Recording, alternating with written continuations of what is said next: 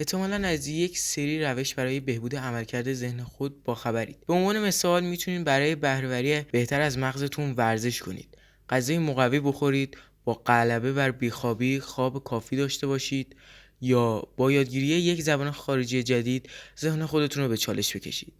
اما تا به حال به تأثیر بازی‌های فکری در عملکرد ذهن خودتون دقت کردید؟ بازی‌های فکری از جذاب‌ترین انواع سرگرمی‌ها و ورزشی برای مغز محسوب میشه. شطرنج از استراتژیک ترین بازی‌های فکریه و افراد مبتدی تا پیشرفته رو میتونه به چالش بکشه. اما به نظرتون شطرنج میتونه سبب افزایش هوش شما شه؟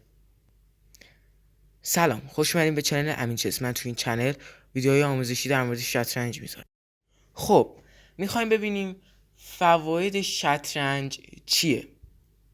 1. شطرنج ضریب هوشی شما را افزایش میده. 2. شطرنج از ابتلا به آلزایمر پیشگیری میکنه. 3. در عملکرد هر دو نیمکره موثره. 4. باعث افزایش خلاقیت شما میشه. 5. سبب تقویت حافظه میشه. 6. مراحل حل مسئله را افزایش میده. 7. مهارت مطالعه را بهبود میبخشد. 8. شطرنج اثری فوق‌العاده در افزایش تمرکز دارد. 9. رشته‌های دندریت در ساختار نورون را افزایش می‌دهد. 10. مهارت برنامه‌ریزی و آینده نگرانی را در فرد تقویت می‌کند.